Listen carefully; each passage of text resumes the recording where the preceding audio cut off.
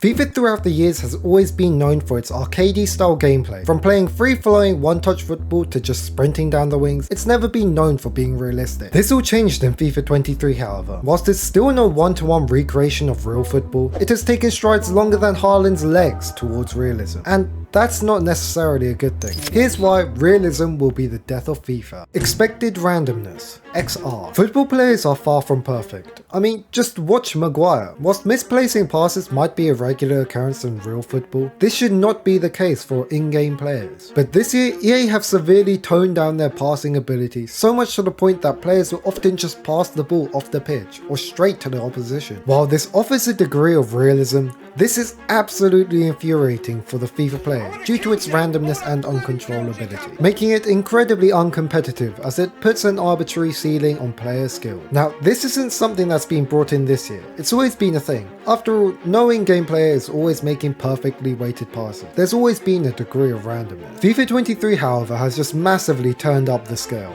though even this varies from game mode to game mode, with Ultimate Team having more consistent results while other games such as Pro Clubs are massively held back. Though this is probably just EA trying to force people to Ultimate Team. But why would they make FIFA so inconsistent?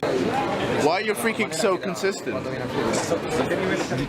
To put it frankly, the average FIFA player sucks. If you're watching this video, you're probably better than the average. The average FIFA player may have never even seen a YouTube video on FIFA. That said, the average players are the players EA want to market to. They'll be the ones that will spend big on Ultimate Team because they can't or don't want to improve their own game mechanics. And I'm not saying there's anything wrong with that. Most of these players simply just don't have the time to play enough FIFA to improve, so paying to win is the only way to remain somewhat competitive. But how does realism affect this? Well, as I mentioned earlier, the expected randomness of FIFA is uncompetitive, as it involves more luck. To demonstrate, let's look at one extreme scenario.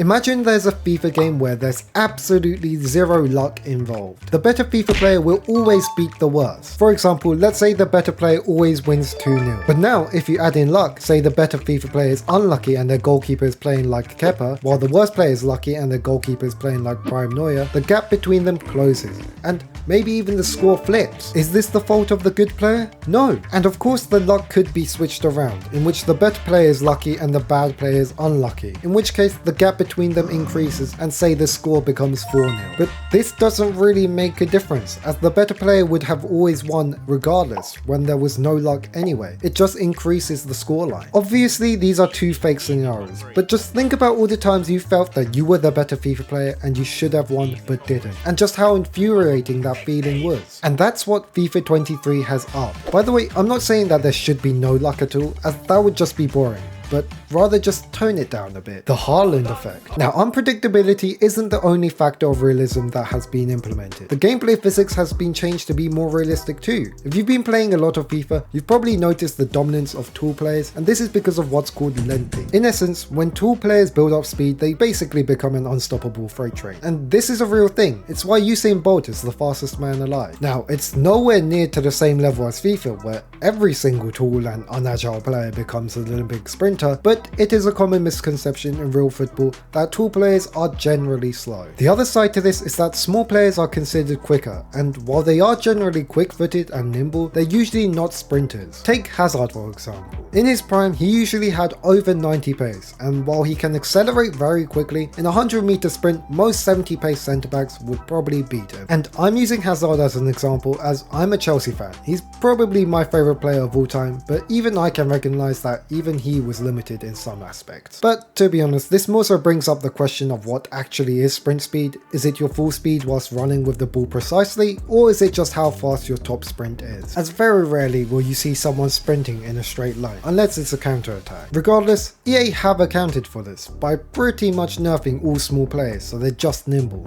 So for players that are actually nimble and fast, unlucky. Personally, I think this is a good change. It's a little too in favour of tool players, but I think it's going in the right direction, as in previous FIFAs, the meta generally was just small and fast attackers. So where do we go from here? Well, FIFA 23 is going to be the last FIFA, so it is kinda the death of FIFA, making this video not complete clickbait. But even with that said, the numbers and trajectory of FIFA 23 is not looking good. And like I said earlier, this doesn't affect every game mode equally. Some game modes definitely got the favorable treatment, Ultimate Team, and others got kind of shafted.